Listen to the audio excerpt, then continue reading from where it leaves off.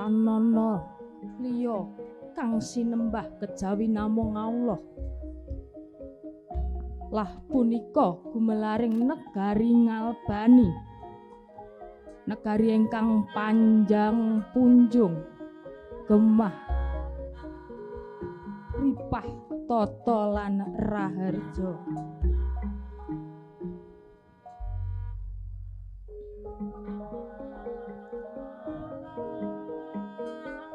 Lah sinten to ingkang ngrenggani kedatone Ngalbani? Punika Narendra Gagah Pideksa, jejuluk Prabu Masban, pinuju Arisa juga hanyarengi mangsa guna Kartika Sang Prabu Masban. Lenggah siniwaka den adhep dening para nararya tuwin wadyabala ingkang caket mring palenggahan dalem Sang Nata. Nenggih nika Rayinata ing Ngalbani kekasih Raden Darudiman. Dupi ingkang rayi Raden Darudiman ngabyantara teka mangkana pangudasmaranira.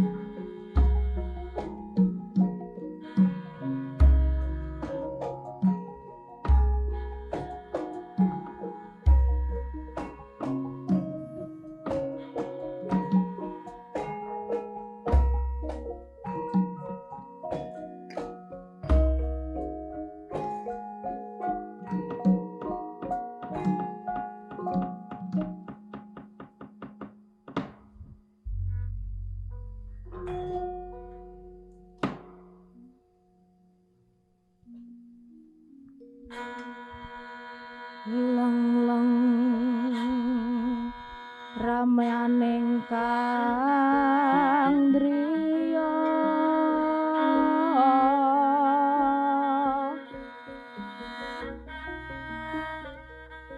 lir hyang candra katawangan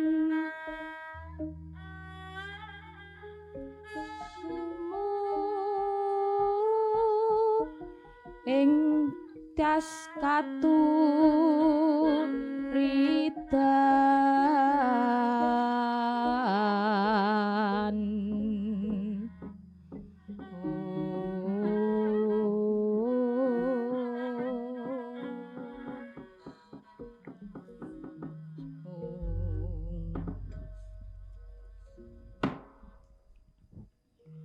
Koko Prabu Masban kula ingkang sowan. Oh, adiku Di, Yayi Darudiman. Gawe kaget Yayi, prapta ana ngarsaning sun. Ketingal sanget wonten penggalihan ingkang awrat Koko Prabu. Menawi kepareng kula aturi paring pangandika dhateng ingkang Rayi Darudiman. Oh iya Yayi, Yayi Darudiman, pun kakang rumangsa ora bisa ngulawentah anak, ora bisa mulang ngandani. Saega anakku Maktal saiki dadi bocah murang tata, brandalan nggugu karepe dhewe, malah krungu pawarta saiki dadi tetungguling rampok ing alas Tegal Sela Miring. Kepiye Yayi? Ponakanmu saiki dadi bocah kurang ajar, wani nerak pangeraning negara. Maktal jebul merucut saka gendongan luput saka kekudangan. Sampun to Koko Prabu. Sampun kedelarung-delarung anggenipun menggalih ingkang putra Maktal. Mindak saya keronta-ronta. Estunipun sowan kula badhe nyuwun pamit. Kula kalilak nono manggihi ingkang putra Maktal. Badhe kula ajari wangsul ing Kalabani. Magyat Guru Rasmu mapangga.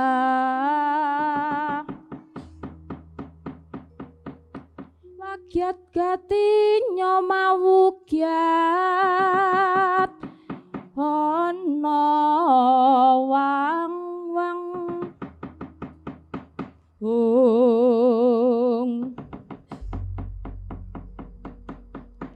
Iya Yayi,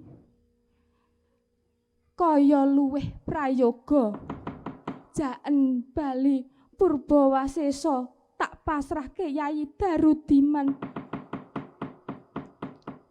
Mun welingku pun kakang umpama golek iwak, aja nganti budheg banyune. Sendika dawuh Koko Prabu. Kepareng ingkang Rayi nyuwun pamit.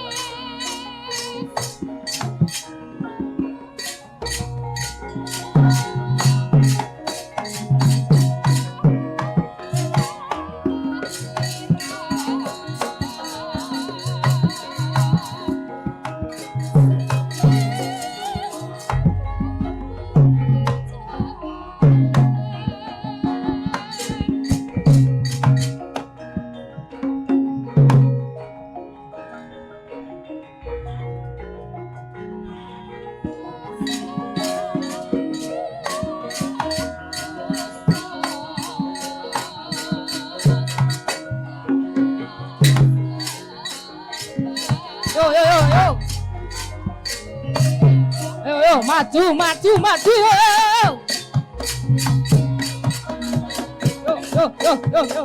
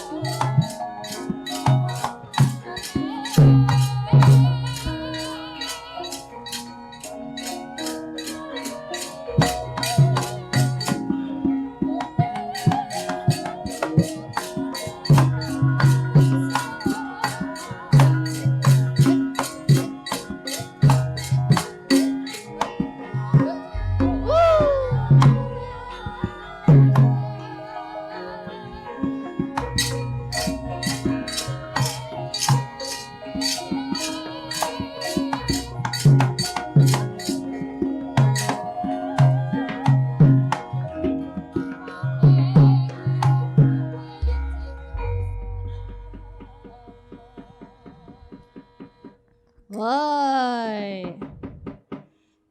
Piye iki? Jo wae jo. Kahanane awake dhewe saiki lho deloken. Arep mangan wae angel.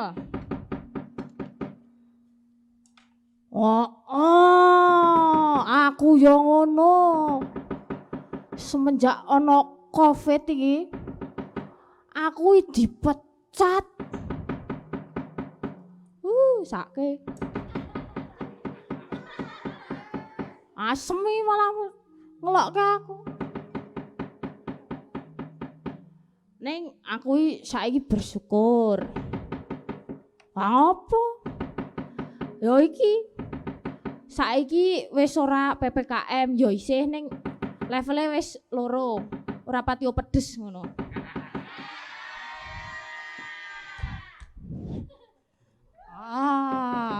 Gajenge pengrawite. Oh jelas. Ibu-ibu gaweane mau lipstik wae sik diomongke bendina. Kahanan kaya ngene kok ya gurdu arak tuku gincu wae. Ra apa-apa kan bar iki bayaran to. Wah, bener.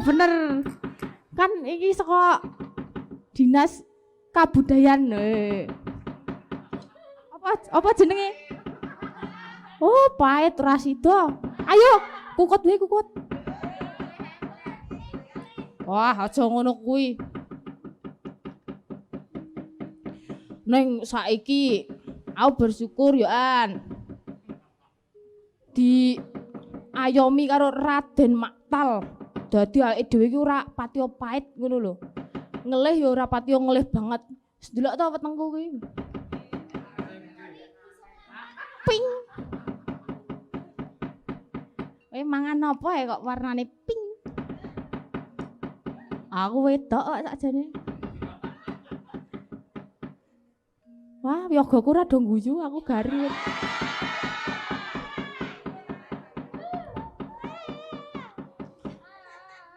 Pokoke ngono kae wis. Saiki tak omongi. Aku wingi malak ning kono kae. Njaluk dhuwit ki. Wong iki beneran ndek dhuwit. Saking kahanane kaya ngene. Ayo padha. Untung kan awake dhewe diopeni karo Raden Maktal to. Ah, bener. Jo, delokan kae Jo. Ana apa? Kae lho. Apa? Sek ngenong cilik. Oh alah. Tenanan aku ki. Iki lho kae. Kok ana rame-rame do nggawa jaran kae sapa kae? Wah, kepiye nek saiki ayo di nganu begal wae yo. Wah, cocok. Yo, dibegal.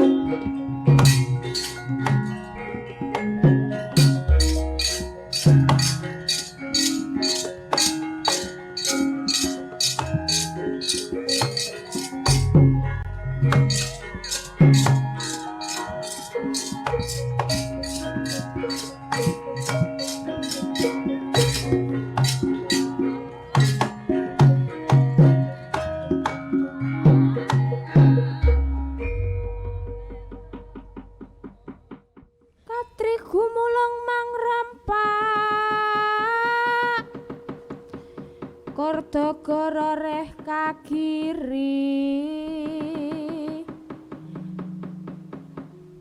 rananggana gawe gelar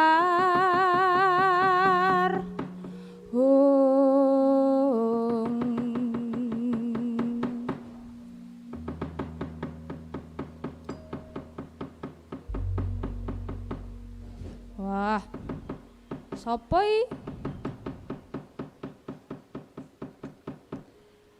Hoi, sapa lewat kene? Astagfirullahaladzim. Ya Allah. Bocah padha ratata. Kowe padha sumingkira. Aku arep ketemu tetungguling rampok kene. Tidak bisa. Nek arep liwat kene kudu bayar. Wah. Wong arep liwat mendadak bayar. Gelem sumingkir apa ora? Ora pokoke. Ora gak aku. Wah, jan njaluk didugang tenan kowe.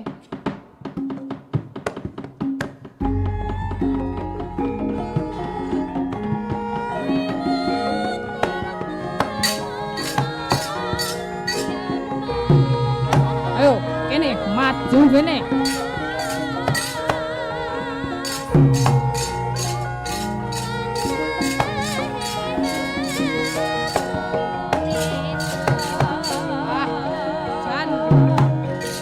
Main-main karo aku. Ya. Wah.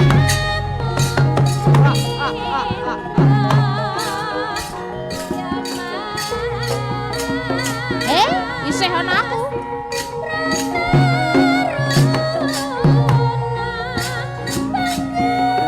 Ayo, mani kowe.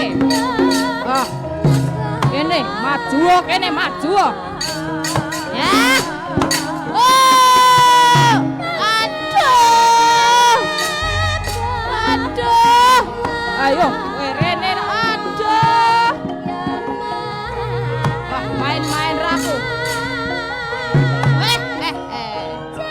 mubeng sirahku. Ah, ora kapok aku pokoke. Yo. Wah.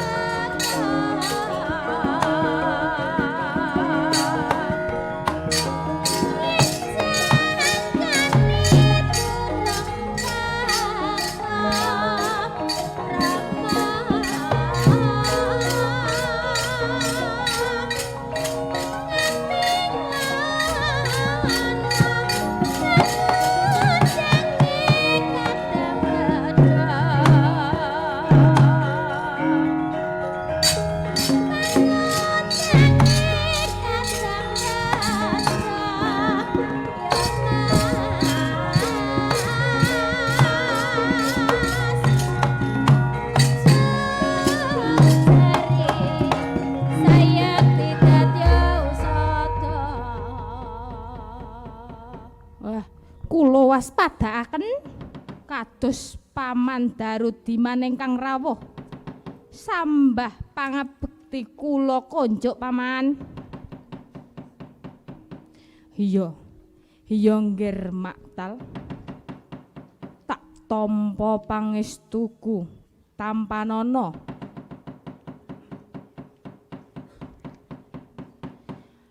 Sanget tanggen kula mundi Paman? Rawuh wonten Tegal. Sela miring wonten karsa menapa? Nggih tumindakmu kang nerak ing bebener. Nerak kautaman. Madeg begal. Rampok. Ing ngalas kene wis kawentar. Saindenging jagat ingkang rama. Koko Prabu Masban banget anggone priatin. Ingkang rama wis sepuh. Kepengin banget lengser ke Prabon. Dawe keng rama ngger Maktal mungkasi anggone tumindak gawe kapitunane liyan. Ayo, bebarengan pun Paman Balyana Kalabani. Paman Darudiman sampun dados prasetya kula. Raden Maktal ora bakal dadi ratu yen gegayuhane durung kasembadan. Lah gegayuhanmu kuwi apa? Bondo kalungguhan wis ora kekurangan, Ger. Gegayuhan kula sanes menika Paman. Sinten ingkang saged ngasoraken kadigdayan kula? Kula badhe tobat, badhe suwita kaliyan tiyang ingkang ngasoraken kula. Malah boten namung menika. Negari Kalabani badhe kula pasrahaken menika kegayuhan kula Paman. Walah dalah. Nek ngono, saiki kowe tak golekke jodoh wae.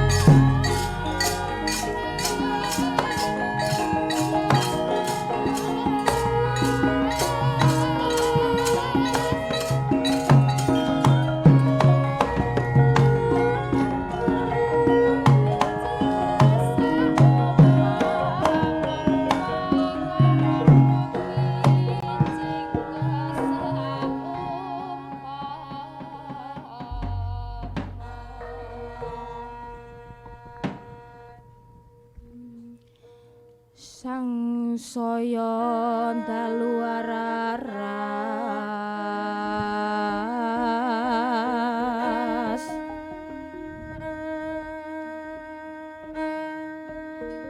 sumya suara neka renggan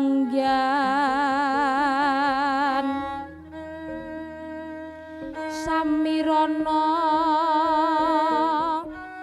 mawur riris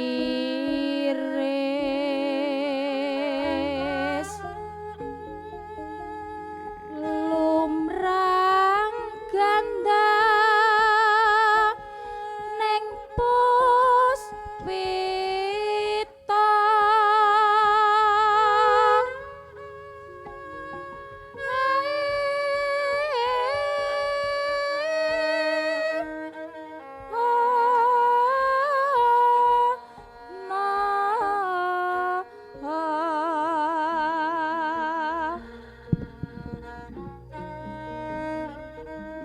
titi sonya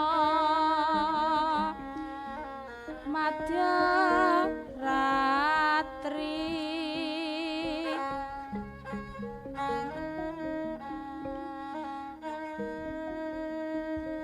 raras rumedeng angka asa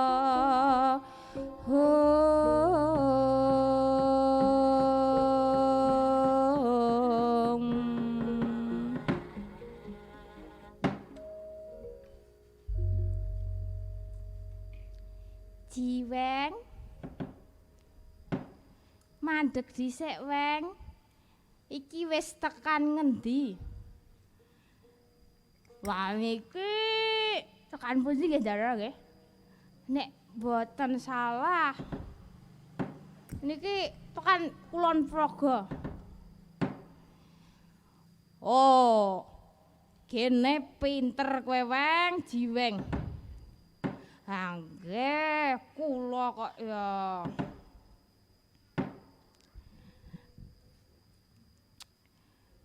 Peng Jiweng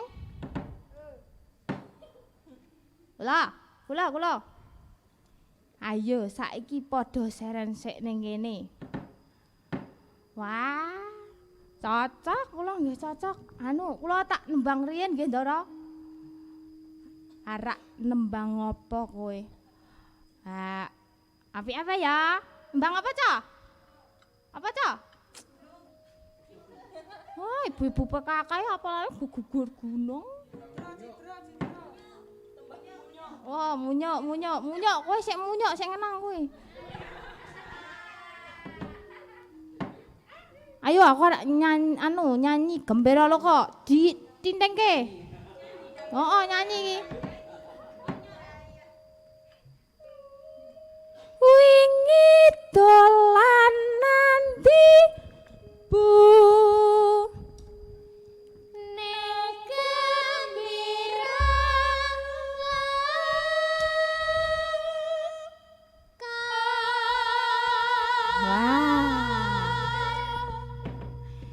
neng gembira loka beno kono etan kono terus apa iki bar iki dina minggu to neng doh serap apa kendel aku pokoknya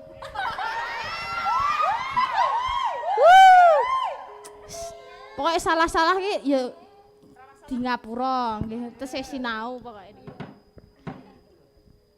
ayo Bu Sinden mawon ayo Bu Sinden dina minggu tone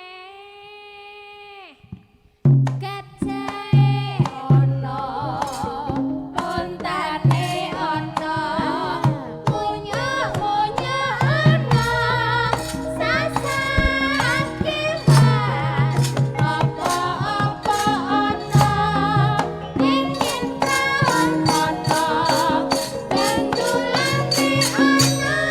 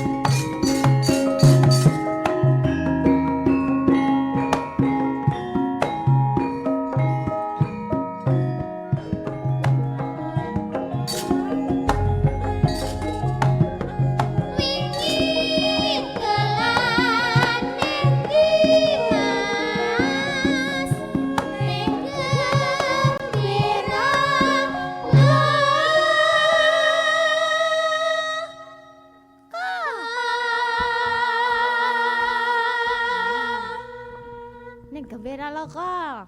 Delok kowe munyuk. Wah, lambemu. Yo, terus ke. Dina minggu tone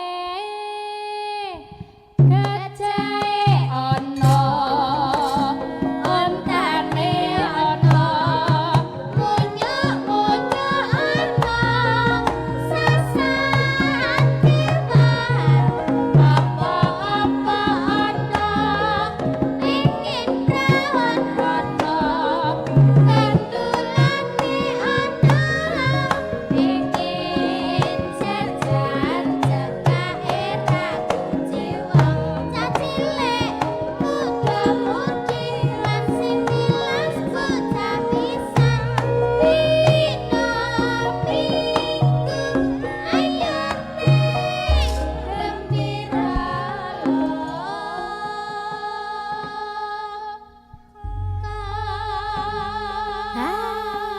Gayeng tenan. Wes jan kowe kok gur guyon wae. Ya ora apa-apa ta, Dara. Pisan-pisan wong yo lemayang setahun pisan rong karuan. Ha iki yo delalah. Ketemu kalih para nganu sesepuh pepadi. Dik terus wani mayang apa ora? Wah kok kula wonten. Bola kan mayang golek lah kula wis semaput rasane. Nek mboten napa-napa niki proses.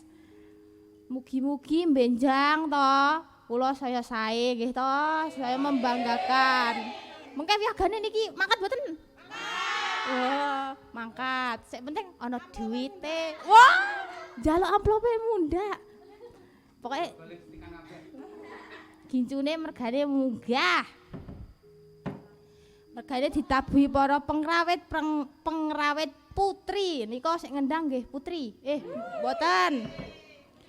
Sik ngendang anu Pak Aneng. Nah, guru kula sik pun ngajari. Wah, gene apik. Dosene kon rapik. Wah, iya. Sik elek berarti kowe. Ora apa-apa, nek aku los. Wis saiki rasah do guyon wae. Heeh, piye ya iki bar iki kepiye iki? Wah, anu Ndara, niki sakniki teng hutan niki. Wah, dadi lali to. Gara-gara Won.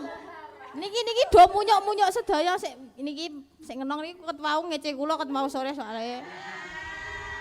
Kula rada dendam niki kali sik ngenong niki. Niki pumpung teng hutan niki pripun? Wah, bener kowe weng jiweng. Heeh, iki kepiye ya?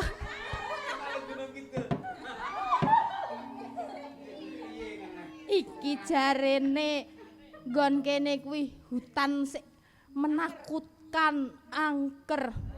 Waduh, Ndara. Kula wedi, Ndara. Jiweng rasah wedi kowe ning mburiku wae.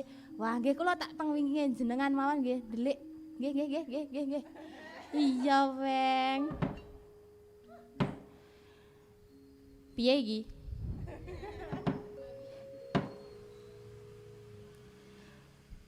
Mendingan nganu mawon.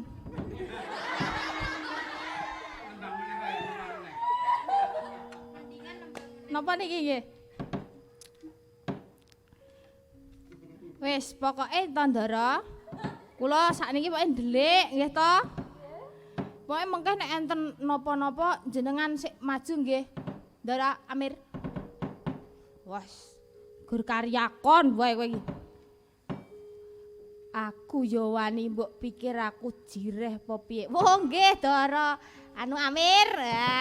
Jenengan nggih top markotop. Nggih pun, monggo dilajengake mawon. Ayo padha mlaku rono kae.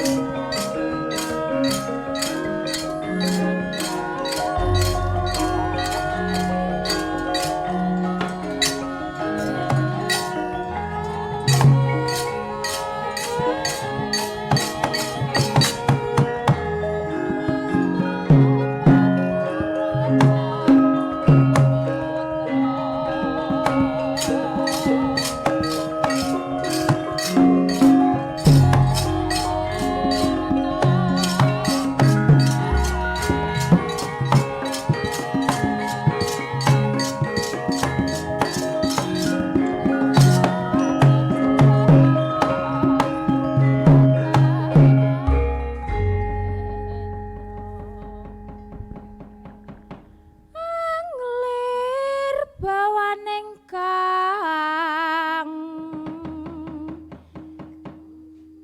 sinung padha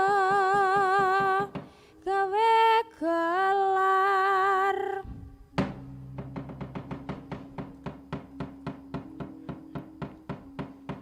mengkoto dhisik mlajar-mlajar semu ajrih nyuwun pirsa paduka menika sinten sudi mestani dhateng kula Darudiman kadangipun Narendra kala bani Prabu Masban paduka tetiga menika sinten nami kula Amir saking Pondok Balki. Kula Umar wingking kula nggih endi? Ilang. Kula Umar. Raden Amir saha Raden Umar. Prayogi paduka kekalih kula aturi enggal tilar papan menika. Jalaran alas menika dipun kuasani begal rampok ekang mbebayani Sura Sekti saha Wengis sampun kedangon Raden monggo tilar papan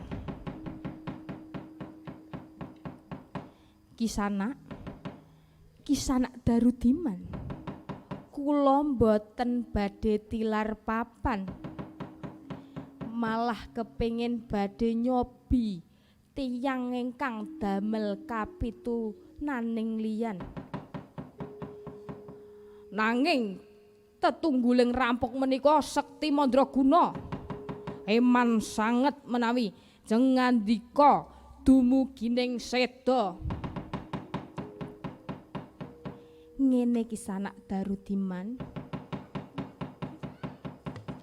kula Amir wis sinau ning Pondok Balki ngudi ngelmu golek sampurnaning urip mati lan urip kuwi ana ngarsaning Gusti yen Amir kula lan Umar kudu mati ning kene ya wis kuwi garising pepasten. Nggih Raden menawi mekaten mugi-mugi saged tunggul namung sampun ngatos wonten pepejah langkung-langkung dateng tetungguling rampok. Nggih Kisanak sedeng mateni kewan wedosa apa meneh umat menungso Kisanak. Wah, Nggih pun, jenengan mangatos-atos mawon.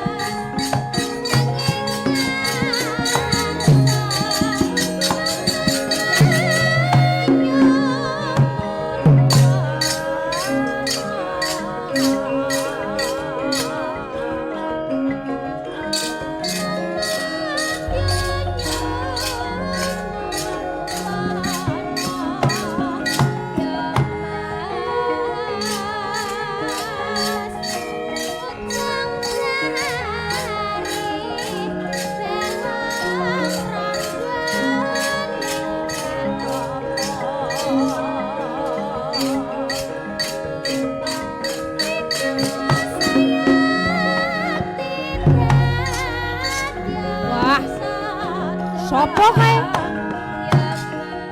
Wah, sopo kae? Lewat kene. Dampyak. Wis. Pokoke nek lewat kene kudu bayar. Wah, yo.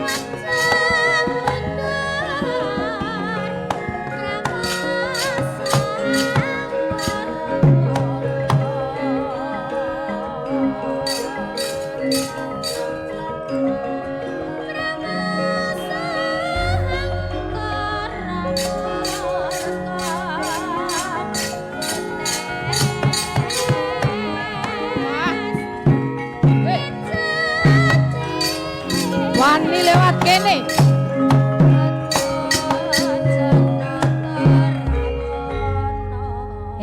Kowe wani-wanine lewat kene. Wah, sik tak wedeni apamu. Wah.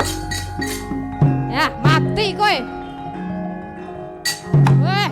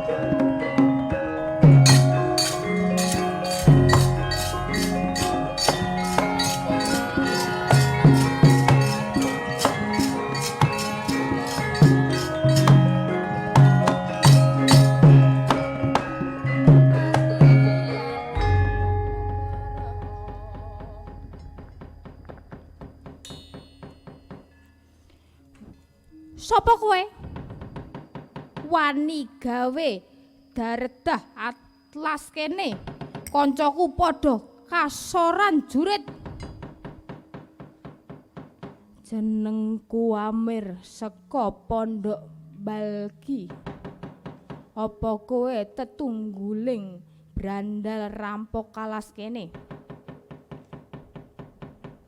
Ora tedeng aling-aling. Jenengku Maktal. Maktal lerenana nggonmu tumindak maksiat. Gawe kapitunaning liyan. Amir. Sedeng wong tuaku wae aku ra nggugu, apa meneh mung kowe.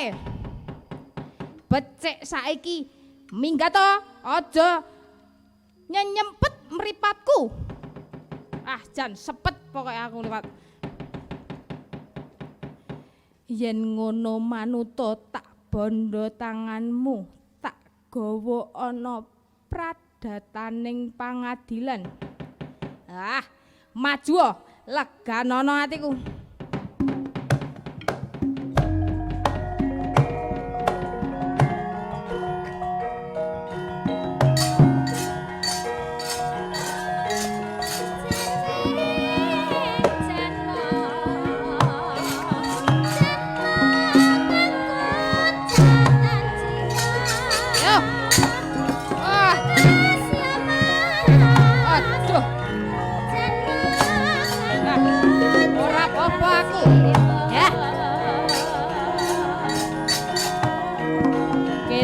Maju.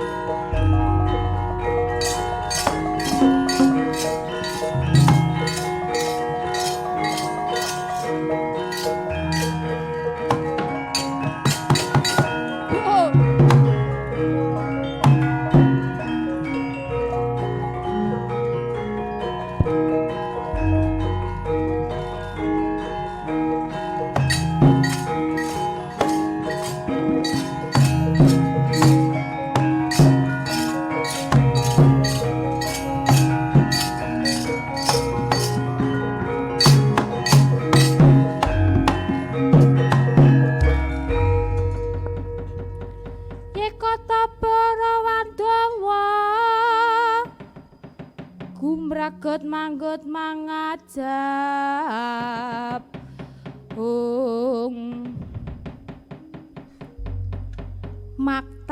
maktal gene ora sepira kadigdayanmu menungso kang kaya kowe kudu tumekaning pati. Duh Yai Raden Amer kula ngakeni kawon waleh-waleh menapa sejatosipun anggen kula dados rampok madosi satriya ing kados jengandika rehing sampun pinanggih pidana menapa kula namung pasrah sumangga anggenipun murba. Raden Amir kula ingkang nyuwun aken ngapunten sedaya lepatipun Angger Maktal. Sejatosipun Ngger Maktal menika putra Narendra Kalabani. Koko Prabu Masban panyuwun kula sampun ngatos Angger Maktal paduka sirnakaken. Raden Darudiman aja kuwatir. Mateni wong kuwi dosa gedhe tumrape wong sing duwe iman. Maktal, kowe luput gedhe. Bakune menungsa kuwi aja tumindak nerak paugeraning negara, agama lan bebrayan agung. Perkaramu kuwi dudu aku lan adikku Amir sing mutusi. Sing matrapi paukuman ya prada taning pangadilan. Ya inggih sendika.